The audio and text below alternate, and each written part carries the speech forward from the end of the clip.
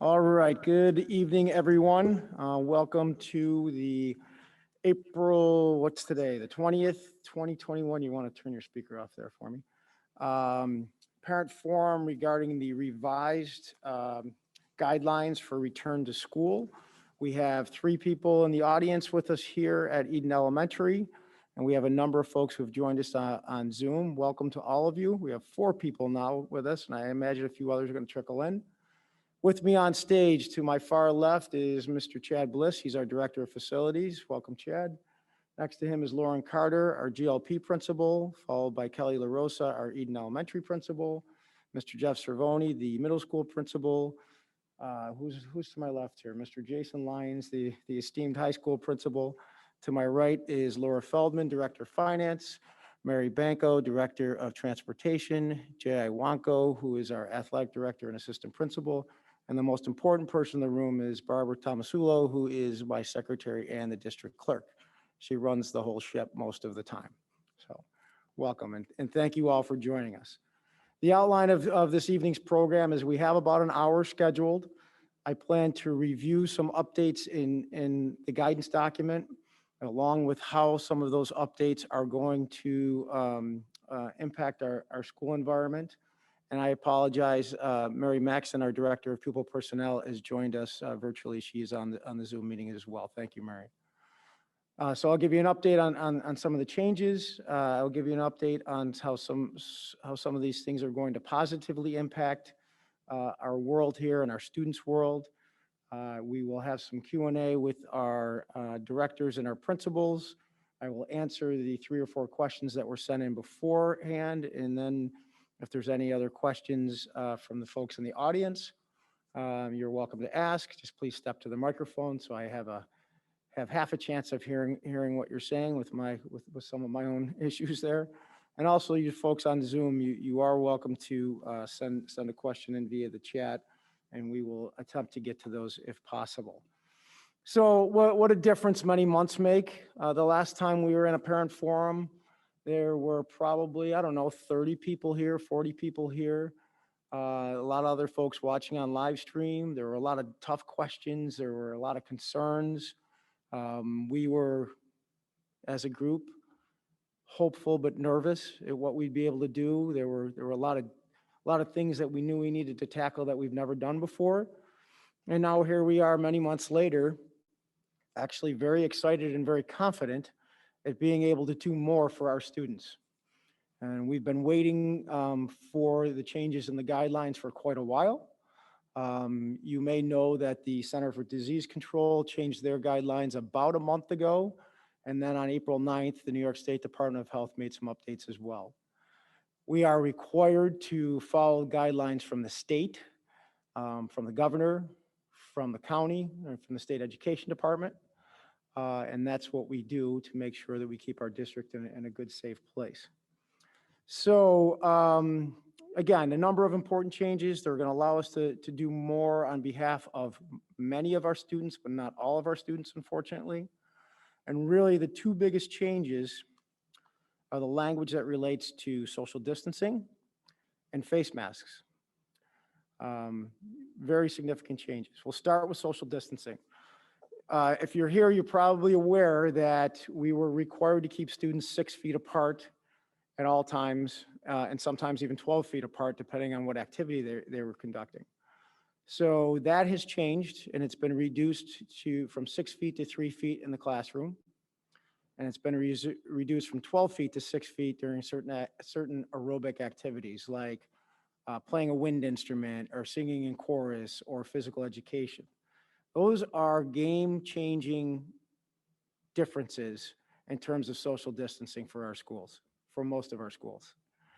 Our GLP, our Eden Elementary, our 6th grade, you're going to hear more that we can bring more students back in at a 6-foot or a 3-foot distance, and we're quite excited about those changes. And it's interesting too, because the physical distancing is based on grade level. And so we're going to talk about that in a minute as well. I'm actually going to read right from the document in a couple of different places for you. Our GLP students returned to a 4-day week model on April 12th. The This plan to return them was in motion for a number of weeks before the New York State Department of Health changed their guidelines. That's why we were able to come back on the 12th, which was only 3 days after the guidelines dropped. GLP students are currently 6 feet apart in the classroom. Our elementary students in grades 3 through 5 are slated to return to a 4-day per week model on Monday, April 26th. These students will be 3 feet apart in the classroom. And interestingly, the guidelines are different and specific based on the age level. So middle school and high school students have different guidelines. So I'm going to jump right into the document here because it talks about schools and high infection areas. It actually talks about different infection areas, but we're only going to focus on the high infection area because basically all of New York State is considered a high infection area. So in counties with high risk of transmission, elementary schools can maintain physical distancing of at least 3 feet between students in classrooms, and cohorting is recommended when possible. However, in middle and high schools, 3 feet between students in classrooms is recommended only when schools can use cohorting. When schools cannot maintain cohorting, middle and high schools must maintain physical distancing of at least 6 feet between students in classrooms. That's an important difference there. Our 6th grade is already cohorted, and they've been cohorted because Mr. Cervoni and his work with the middle school has developed a team concept where students move together through the day or through most of the day. That's why our 6th graders are able to return, but our 7th through 12th grade students are not able to return. And that's unfortunate, but again, it's not unexpected. Going on to the 6 feet change. So there are times when 6 feet of social distancing must be maintained. And again, I'm going to read directly from the guidance document. This is on page 8 if you're following along at home on your New York State Department of Health instructions for return to school. So exceptions where a minimum of 6 feet of distance must be maintained. I'm going to read through this and then I'm going to explain it, because if you listen just to the words and we don't talk about the practice, I think there'll be some concern. So again, exceptions where a minimum of 6 feet of distance must be maintained. 6 feet is always the required distancing between adults, teachers, staff, visitors, and between students and adults. 6 feet of distance is required when eating meals or snacks or drinking, or other time masks must be removed.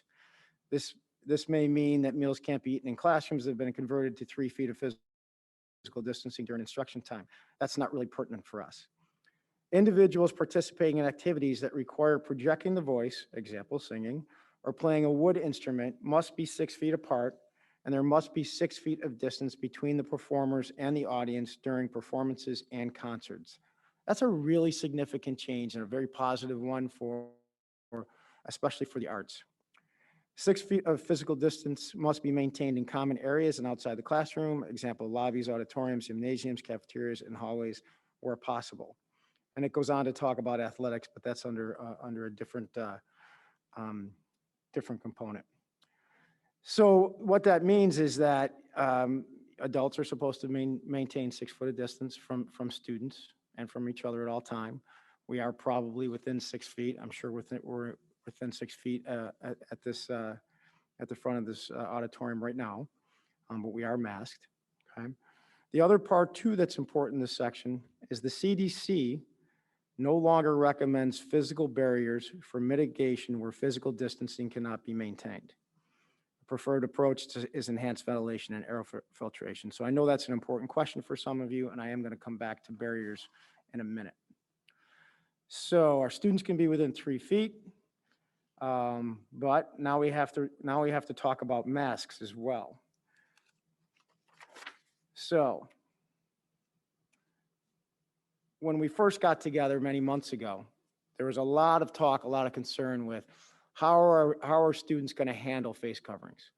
They're not going to wear them, it's going to be a problem, and so on and so forth. And what schools have found all over the place, is it really wasn't a problem. Our students have done an exceptional job with face coverings, and we're very proud of them. Our adults have done an exceptional job with face coverings. The new rule says face masks are required at all times except for meals. So if you let that sink in for a second, and if you read it and you stop there and you read no further, the moment you enter a school building, you have to have a face mask on. I have a small office. I'm typically the only one in my office.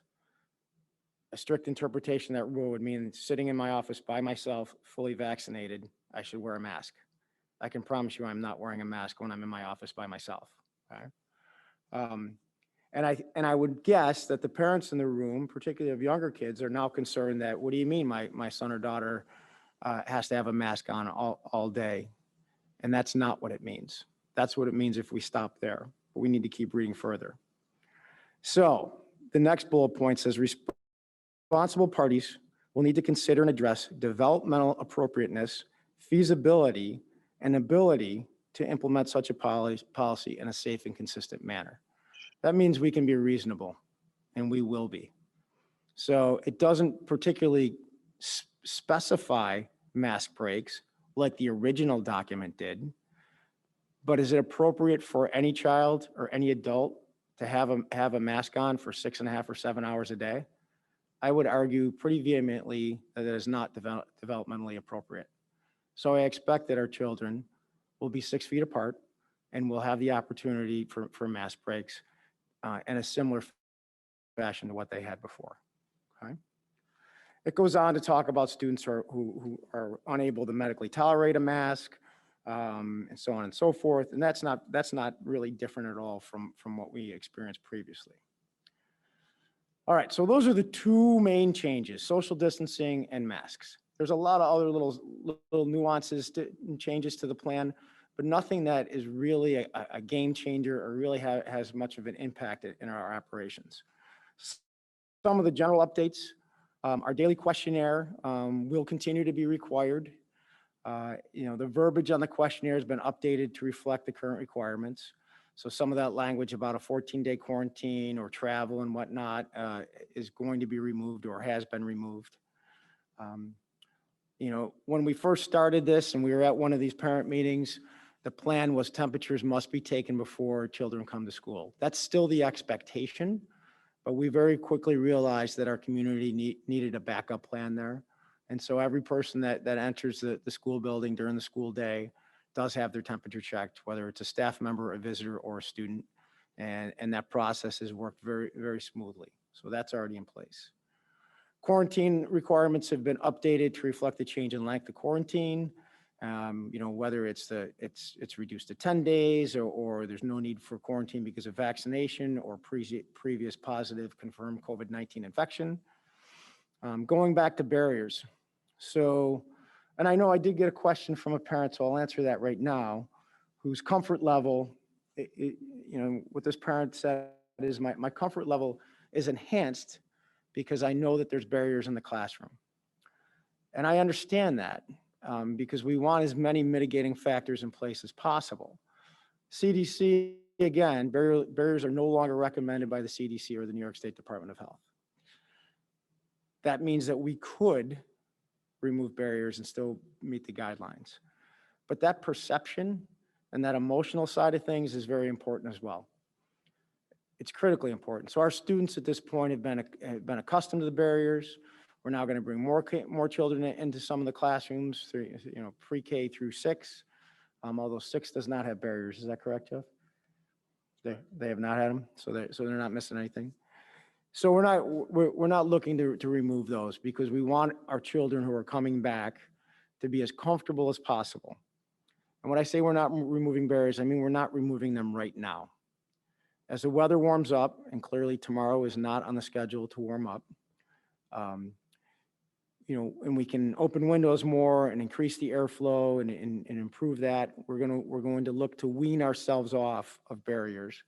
And the reason for that is as much emotional and psychological as the reason for keeping them. One of the reasons why it's so critically important to bring our children back, even for the last 10 weeks, is to get them reaccustomed to what school should have been and will be and could be.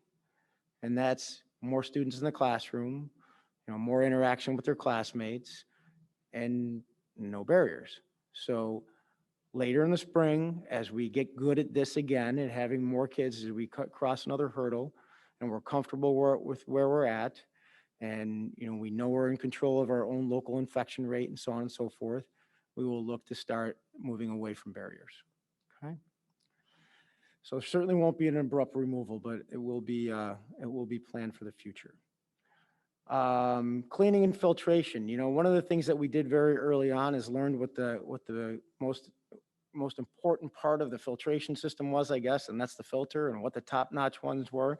And we had those all replaced to the MERV 13. Is that right, Chad? MERV 13? That's a phrase I never knew before we got into a pandemic. And they're now on a regular cleaning and replacement schedule, correct? Okay, thank you. Okay, so those are the major highlights of the return document. And months ago we looked at 149 pages or whatever it was. This time we only looked at 25. A lot of the language was pretty similar. Talked about community transmission, talked about screening protocols, talked about a lot of the things that we've been doing very regularly. Talks about what to do if there's a positive person or a suspected positive person, and we know how to do that, and we've been actually very good with that as well. A couple of nuances for each of the schools I'm going to go over, and then I'm going to bring the rest of these fine folks into the conversation. GLP and Eden Elementary. I know we did surveys, transportation surveys for both of those buildings. GLP started again a week ago Monday. First couple of days, Mrs. Carter was a little bit of a hiccup with drop off and pickup, right? Not unlike the beginning of the school year, when patterns are new and people are learning and you're learning and your team's learning. So I know you've updated procedures there. I know Ms. LaRose has updated her procedures, and you're set to send something out tomorrow, I believe. Okay, so parents will have a real good understanding of drop off and pick up. One of the interesting things, and it's really wonderful, if you notice what face covering I'm wearing, I got this from Missy Hartman. It's in my, I don't know if it says chamber or what, but it's my Eden mask. It's such a great partnership within this community. We reached out to the Legion yesterday, Barb, and asked if they would mind if we use their parking lot for overflow so that we don't back up Main Street, we don't back up School View. And they readily said, why are you even asking? You know you can do that anytime. And what a great partnership that is as well. So thanks to them. The classrooms at GLP and Eden Elementary can accommodate students at 3 feet apart. GLP again is at 6 feet. And will remain there until Mrs. Carter and her team feel it's safe and appropriate to reduce that distance. So we're in great shape there. Again, the students and staff will be wearing masks. And one of the interesting things that we've been doing the last few days, and I don't think I mentioned this earlier, but we're planning on coming back on a 4-day model next week, with the hope and the desire to transition to a full 5-day model as soon as May 3rd. Now, there's a lot of logistics that need to go on to do that, and when we get into the transportation conversation in a second, I think that'll become clear to people. But I can't tell you that as a first-year superintendent, how absolutely excited I am that we can normalize school for at least half of our population and bring them back 5 days a week. Incredibly exciting, incredibly exciting. And I know there's some questions coming in on the chat. Just be patient with me. I'm going to leave those to the end, mostly because of my technical skills. I don't want to press the wrong button and freeze things. 6th grade bullet points. Mr. Cervoni, you made it really clear that you and not only the core area teachers but the special area teachers really work together, and measured classrooms and went room to room and talked about the overflow for lunch and worked together with Mr. Lyons' assistance as well. And it was pretty interesting because after about a day and a half of working at it, you called me, and boy, were you thrilled, and you kept saying, we can do this, and really excited about it. So I appreciate you and your team's efforts as well. Mr. Lyons, there's nothing we can do, my friend, and I know we're both sad about that, and you too, Mr. Cervoni, but unfortunately, being that Western New York is in a high infection area, our 7 through 12 students They're not in a cohort. There's no way to put them in a cohort. They have a typical 7 through 12 schedule where they move class to class and they intermix and so on and so forth. So unfortunately, they do need to remain in that hybrid model. So, as an educator for a long time now, 25 years or so, there's a lot of things that I understand. You would expect that as your superintendent. You would expect that I understand, curriculum and instruction and how you move students in and out of a building, and safety and all those things. But the voodoo behind it all is transportation. And luckily we have Mary Banco as our director of transportation, who has been working tirelessly. I believe she was here all weekend again. And I say again, because it's happened quite a bit, trying to figure out how we can transport students, even though we have good help from our parent partners and their willingness to transport. We still have a lot of students to move from home to here and here to home. So I'm going to bring Mary into the conversation. And if you can just kind of take us through some of what you've looked at, some of what your hopes are, and where we might be going. Okay. All right, so I guess I should start with our biggest challenge really is trying to find a way to keep the kids at the 3 feet that the schools are allowed to do now, but not being able to move chairs and desks and things like that. So it makes it a real challenge to get a number of kids on the bus. When we brought the GLP back in person last week, we pretty much put our buses at capacity. So I won't bore you with a lot of details, but we can, at 3 feet, we can fit about 28 kids on a bus. We used to put 50 or 60 kids on a bus just last year. So it makes it a real challenge to find a way to get the number of kids we need to transport into school on a timely manner. So we've been really creative. The state allows us to put siblings together, which helps a lot. Something we didn't used to look at was how many kids in the same household we have. Now it's a number we really look at, because a family with 4 or 5 kids now, can increase that capacity where we used a couple months ago or last month or last week even, we used to have to put non-household members 1 per seat. Now we can kind of double up a little bit. It helps with our numbers. So we've really been looking carefully at how many kids we can fit on a bus and how we can reroute those buses. I'll start with 6th grade because that's the easy one. Our high school numbers, we don't have a ton of riders when they hit junior and senior year. So for 6th grade, we're ready to bring all those kids back. No problem at all. There's plenty of room on the bus for them. So those guys are easy. We add them to the buses. It's no problem.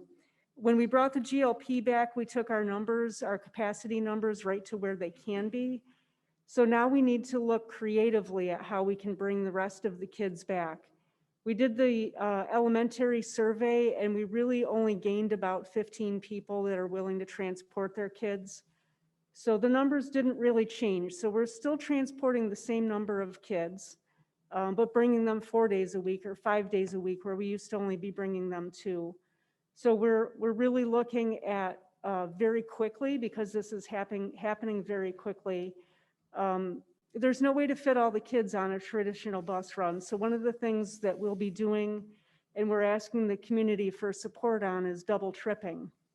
So what we'll be doing is bringing buses in from the outskirts, bringing those kids all that would have an hour turnaround time to bring kids in and get back out again. We'd be looking at an hour. So we're going to bring all those kids in, and then we're going to send 4 or 5 buses out right into the immediate area of town, into the 3-mile radius, and get those kids in a second batch. So Mrs. LaRosa, Mrs. Carter, and I have already talked.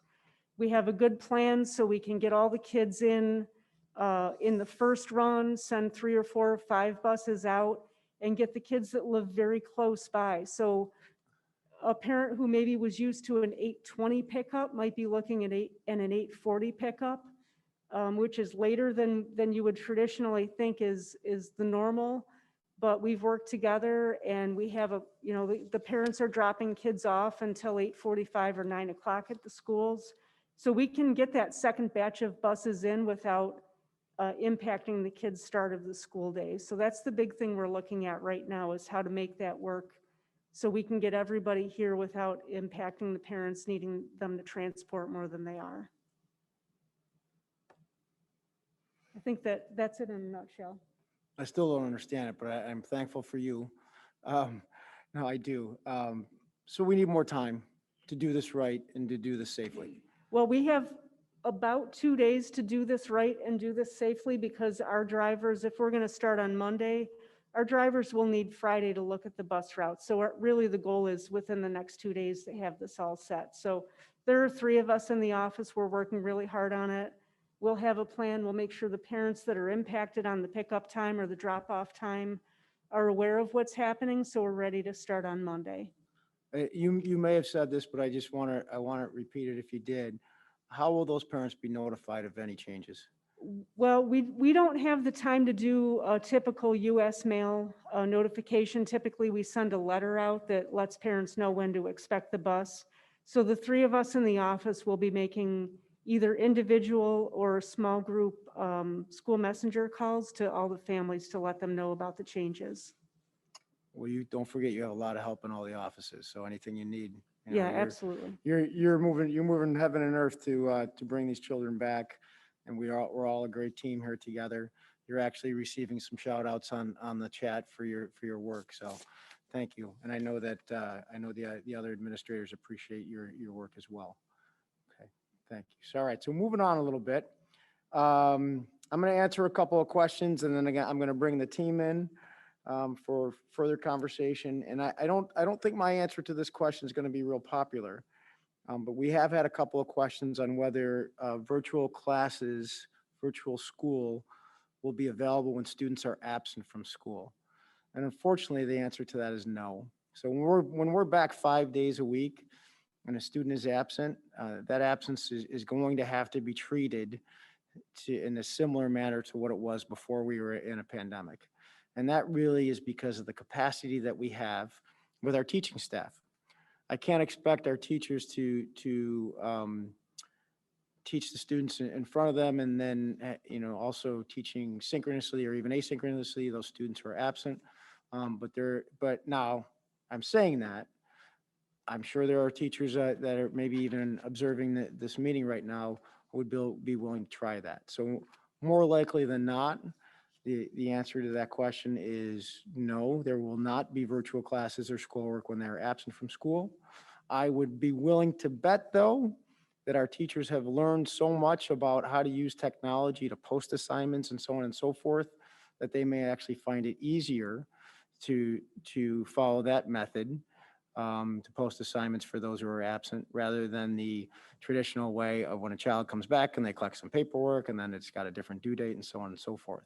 So I'm going to lean back on individual teachers and their creative license on how to work with absent students, but I don't want the community to think that we are going to be fully operational in a virtual world when we're back 5 days a week as well. I get this question a lot, this next question. Is there a certain number of positive cases that shuts a building down? If so, what is that number and how long will that building will that building be closed should an outbreak occur? There is not a magic number.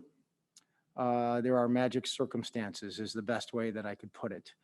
The shutdown of a building is entirely the responsibility of the Department of Health.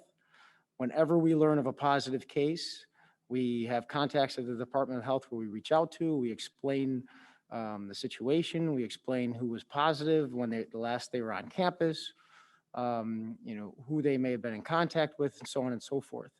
If you've read the letters that I send home, and they probably get a little repetitive at this point, you'll recall that sometimes I say contact tracing has been completed and all folks have been notified. Other times I say there was no need for contact tracing. That language or that decision comes directly from the Department of Health. So there's no magic number, and I hope to never find out if there is a magic number, because that would probably be bad news for us. And I also don't know how long a building could be closed should we hit whatever that mythical number is. This question was already answered, but just to reiterate it, since there will be more kids in the classroom, I would hope and feel much more comfortable if plastic dividers remain on the desks so that The answer to that is yes for now. And then finally, based on the lack of in-school instructional days, will in-person summer school instruction be an option? Maybe. And that's a maybe because later this evening, we have our budget presentation, and incorporated in next year's budget is a plan for summer enrichment. Is it K through 5 at this point? Okay. So there is an opportunity at K through 5. Mr. Cervoni, Mr. Lyons, and I had a brief discussion earlier today as we continue to look at student success rate on whether we have the means, the capacity, and the need to extend that to the upper grade levels as well. Okay, so getting back over the team here before I get to the chat, we've got about a half hour left. So Lauren, I'm going to start with you, Mrs. Carter. Could you bring us through some of your experiences, good, bad, ugly, with bringing, oh, it's all good because the little ones are back, but any of those difficulties that we may have endured as well? Sure. So often people heard me talk about the best laid plan in paper. And as Mr. Sortisio referenced, we probably worked about 9 or 10 weeks on coming back to school with 4 days prior to April 12th. So we had a lot more time to get things rolling. We had a lot of plans. I think our major concerns were because we had such an uptick because we needed it for parent drop off and pickup. We were very concerned how the drop off and pickup were going to go. In addition, one of our major changes was we spread lunch out between 3 rooms. So that was a change. So I would say on Monday, the 12th, when we brought kids back, drop off went great. Our procedures are very similar that they've always been with drop off. We just had a lot more cars. I would say because of the teamwork, and I can't say enough about the Eden SROs, the staff at GLP, the teachers at GLP, the parents who have done a great job learning the procedures. Everybody came together, stepped up, and the flow of drop off went great. We use a lot of radio control. So if anybody's ever there as a parent watching what it looks like, I would imagine they would say it's fairly strategic in the sense that we are radio contacting each other throughout the whole entire drop off and pickup. So after Monday, drop offs went great. Pickups at the end of the day are a little more strategic because we have to spread out the children. We're using 3 different doors. We have to ID parents. We have to do sign outs legally. So in order to do that, all available staff who aren't supervising children are out there. They're assigned doors. They're assigned a position, whether they ID or they run kids. They're basically runners. Like if you went out to a restaurant and they brought your food, we bring them their kids. So parents don't even have to get out of their car. We bring them to them. And the first day was a little bumpy. We worked out some of the bugs that we couldn't have foreseen until we put it into motion, and it got quicker and better by Tuesday, Thursday, Friday. I can't say enough about the parents who were patient while we worked it out and have been extremely kind and complimentary. I would say overall, it seems like people are happy about how quick it's going. I don't know if we could do it without an SRO because they are amazing at traffic control for us. But I would say everybody takes their turn and it's been great.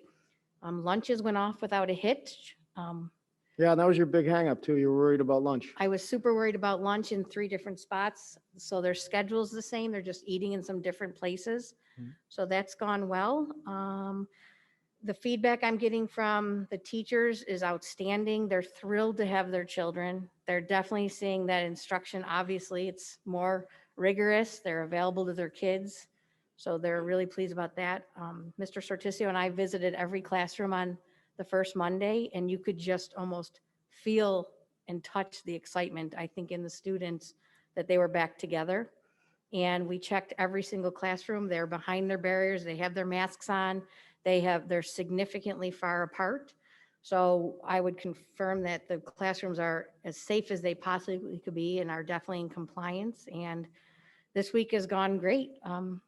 I knock on wood if I could. Yeah, don't knock on anything. Yeah, Donna. it's been really great. It gets better every day. And I think we've settled in, which is why I would say one of the things I said when we rolled this out was we would let the dust settle, see how it worked.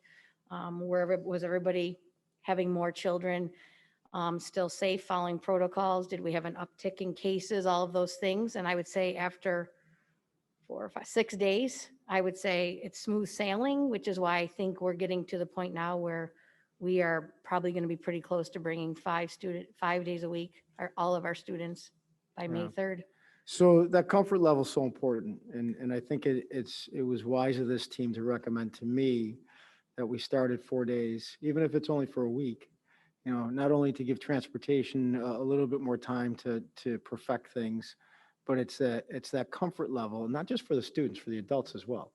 We've all made major changes this year, and I think we have to be respectful of the professionals who have been outstanding, no matter their role in this district, and recognizing that this is a big shift for them as well. And so, let's take a methodical approach.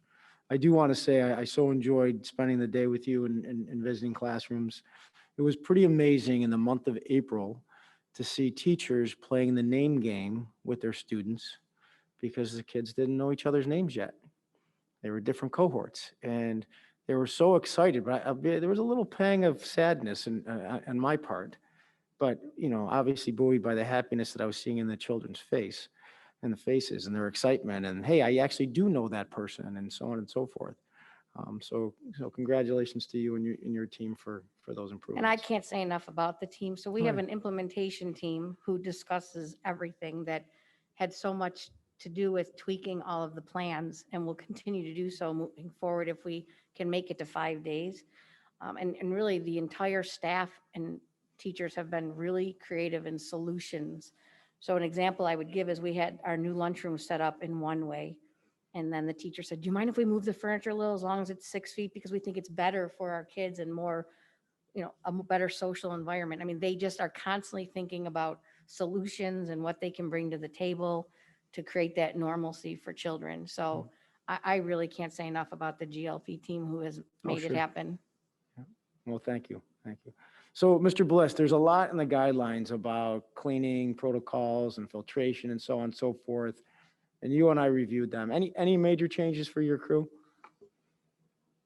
No, not really at this point. Our ventilation HVAC systems have been set since we opened school back in September to maximize airflow. And as you mentioned earlier, as the weather gets warmer, we'll be able to increase that even more. I have to tell you this, and I know I reference how long, because I'm old, but 25 years in education, 4 different districts, and I'm going to knock on wood right now. This is the first time in my career I haven't heard complaints about cleanliness. So whatever you're doing and whatever your team's doing, keep it going. Thank you. Thank you. Yeah, I'll definitely pass it along. And, we've stayed ahead of all the cleaning and sanitation concerns. I'm confident that we'll be able to continue to do so moving forward. Thank you. Mr. Cervoni, why don't you give us a snapshot of 6th grade and the bubbling excitement from the team that you shared with me? So I get a call last week from Mr. Sortisio that says, can we move our 6th grade to 4 days? I'm like, let's go for it. Let's start the work on this. So this group of 6th grade teachers, this is the same group we started the middle school with when we brought the 6th grade up. I went and met with the 6th grade team. Within 5 minutes, they were, right at the get-go, very excited about the idea of it, but let's make sure they fit. Let's look at what our full class roster looks like. Within a day, everyone reported back, we can fit them, Jeff, let's do this. We're excited to get them back. From there, we moved on. We have a lot of moving parts in the middle school, high school. So we had to meet with some of our specials, PE, art, tech, coding, health. Everybody thrilled at the idea of getting our students back. They jump right into problem-solving mode. We think about every little nuance that we need to consider. After we knew we could handle the spacing, I pulled Mr. Lyons in and said, Jay, what stuff do we need to think about? Because we are under one roof. Lunch was our big area of concern because we're pretty much adding roughly 50 6th graders. So we quickly worked out a lunch solution with some of our auxiliary space above our gymnasiums and we have to utilize the classroom for some overflow, but that was quickly solved. Everybody jumped in and we really from A to Z within a matter of a couple days realized that we could safely and effectively bring back sixth grade in a 4-day model, which quickly turned into, why can't we do a 5-day model? And we kind of hit the brakes a little bit, said, let's just get this going. We don't need to, to start full bore with the 5-day. Let's get them in 4 and see how it goes. And we'll move from there. But we have, in a short period of time, I think we're pretty well planned out. We're excited to get our students back. We just had a great meeting with the Eden Police and our SROs about traffic flow and management, because we are concerned that we will have an increase in drop-offs in the morning. So our team feels we're ready.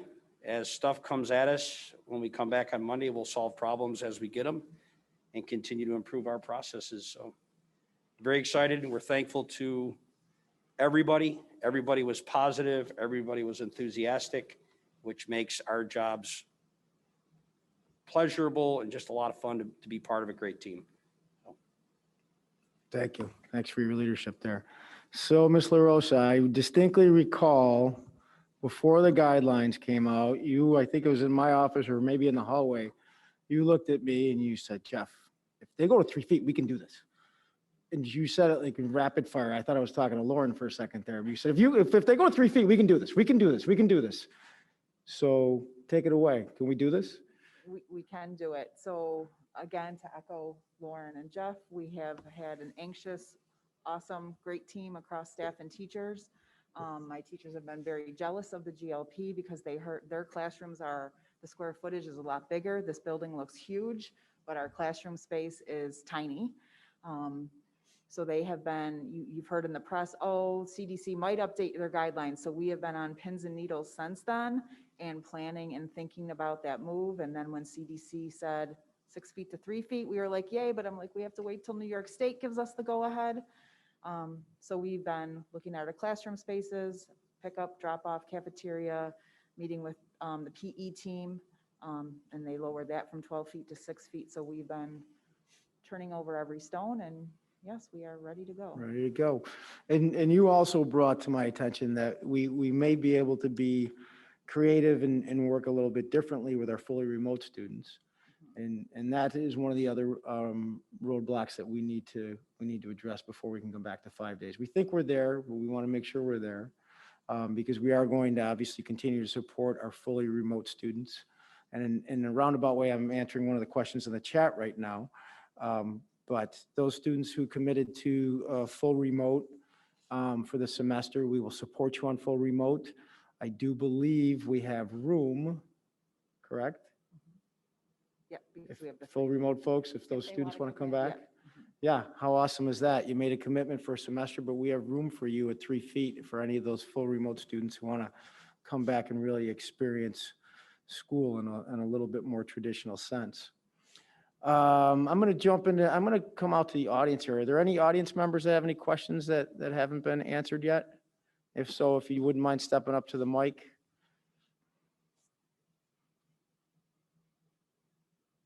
Okay, I'm going to jump into the chat and see what the questions are here. I'm going to read through all of them because I don't want anyone to think that I missed their question or I ignored their question. Even if it was answered before, we'll just reiterate what some of the answers were. What is preventing the school district from bringing back their elementary students back 5 days like many other Western New York school districts? Well, we're in the process of doing that. I think we just talked about that pretty thoroughly. We're finalizing the transportation issues and we're finalizing how we can address our fully remote students. I also think it's a wise plan to start small and grow rather than start big and have to backtrack. As I said earlier today, the worst thing that could happen is that we bring students back and we weren't thorough in our process and then we would have to send them away again. If I was a community member, I'd lose confidence in me pretty quick if that had to happen, if it was something that was within our control.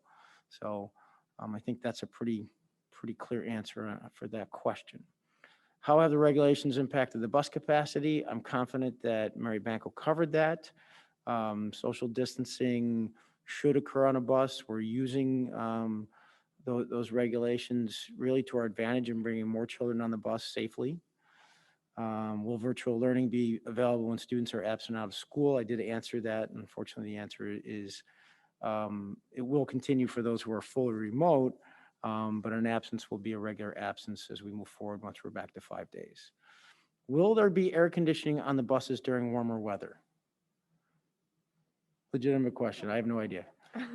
It's a great question, but air conditioning is a luxury that most school districts cannot afford. So the short answer is probably not. No. Okay.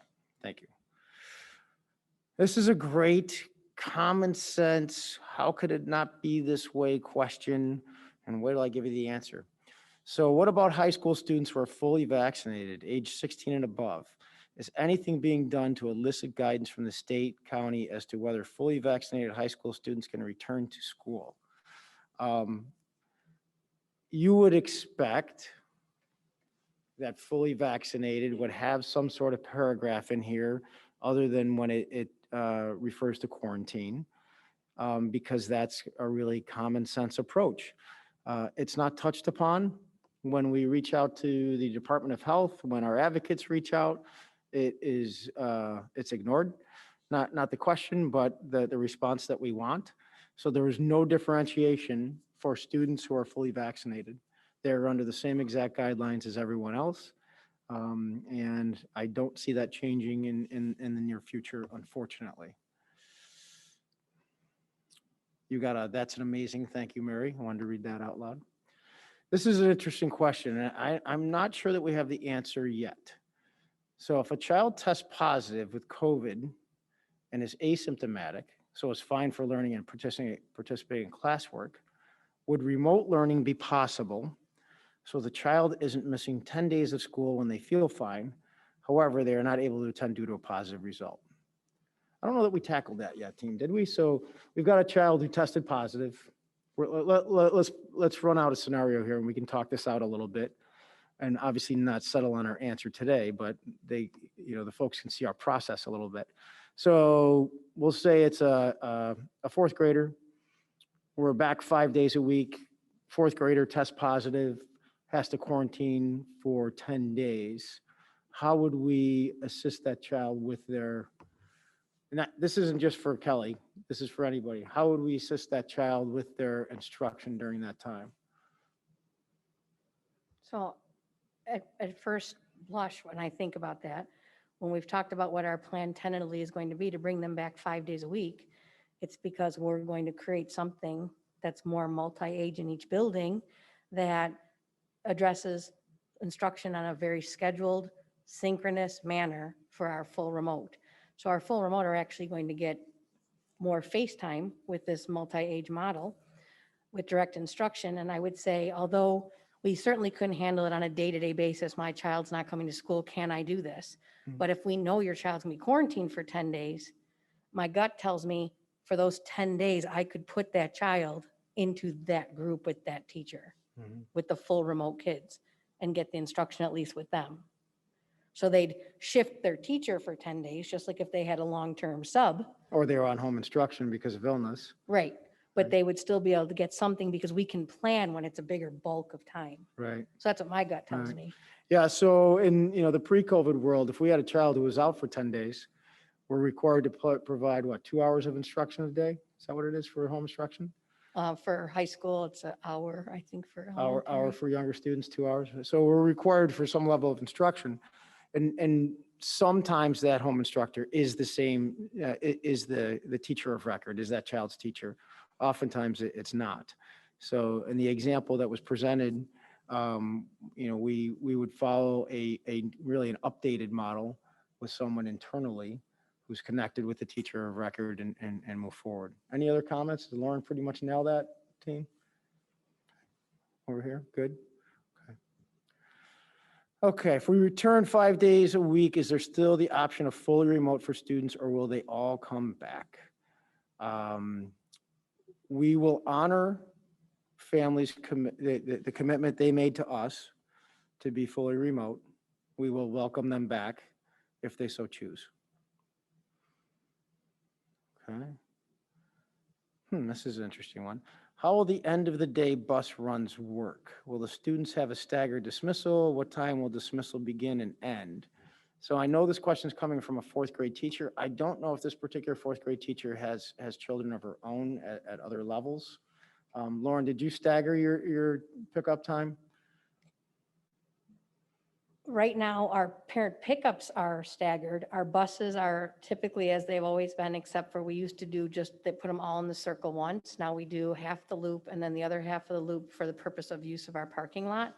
But I can tell you that with the meetings, both Mary Banco, Kelly, and I have been having, it looks like we will, very similar to what Mary talked about with the staggered morning run, there's going to be a few buses that will do 2 runs to get more kids on the buses in the afternoon also, which will get some children home a bit earlier. Okay. And some a bit later? I think we're going to I don't be, think anybody will be later, but we will have a small group of in-town kids that will likely get home earlier. And we'll definitely make sure that the parents affected are aware of that. Okay, good.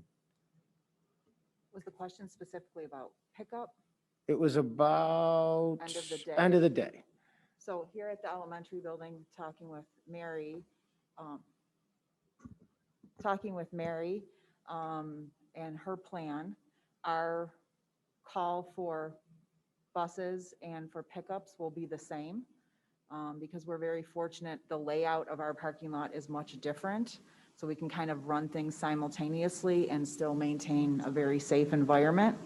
And so we will call buses in the order that they come, and kids gradually come down from their rooms, 1 or 2 or 3 buses at a time. Yeah, you're staggered anyway. Yep, we're 'cause I already hear the staggered. call in my office and it reminds me of the I Got It game at the fair. So the end of our day will not look much different. Where I think parents will see the difference actually is the fact that we need to keep the capacity down on the buses. So we'll be sending some kids out of the GLP to places like KinderCare and the Boys and Girls Club, maybe some of the very, very close streets here to the school from the GLP, and then coming back and doing a regular dismissal from the elementary and the GLP.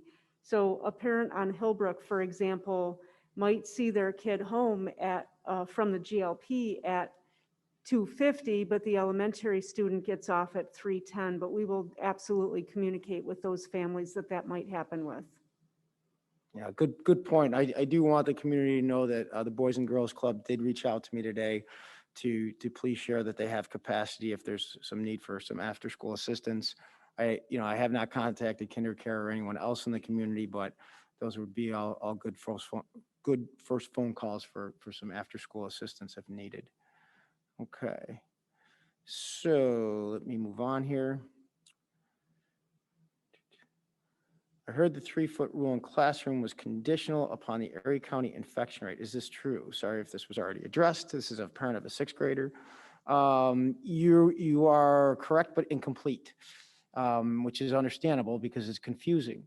So the 3-foot rule at the middle school and high school is only if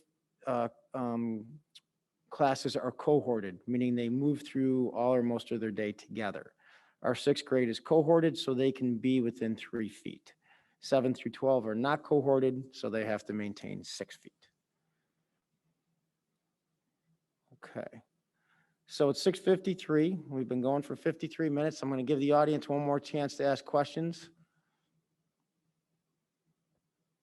Are you awake out there? Give me a head nod. Give me something. Let me know that there's still air in this room. There is. All right. So in closing, and you may have noticed, I hope you did, a much more relaxed atmosphere from the admin team, including me. I even tried to be funny, and I think I failed miserably a couple of times. And if you followed me on Twitter, if you've read any of my letters or anything like that, I've said for a long time, we can do more. Let us. Okay? We're ready. We're ready to bring more students back. We're ready to do it safely. I feel pretty confident that we've earned this community's confidence over the past several months. So it's with a lot of excitement that we have this meeting today. Any of the new guidelines have not caused us any of the consternation that we felt in the summer and the early fall. We are ready to roll. We are excited to have your kids back. We are able to do this. We've got, what, 10 weeks left in the school year? Okay, we'll make it the best 10 weeks we can for all of our students. I know Mr. Lyons is working diligently to make sure that we can support the high schoolers and Mr. Cervoni with the 7th and 8th graders, and be as positive for those folks who unfortunately can't come back more days a week. I know you're working diligently on some pretty interesting graduation plans, and we'll talk about those really soon as well. But I just want to end by thanking the community. I want to thank the greater community. I want to thank the school community for the trust and the belief that you've shown in me and shown in this administrative team, shown in this Board of Education, and allowing us to do what we do best, and that's solve problems and teach children. So with that, I'm going to end the event. Thank you all for attending in person and virtually. And we look forward to reporting back to you in next month with how successful we've been. Have a great night, everyone.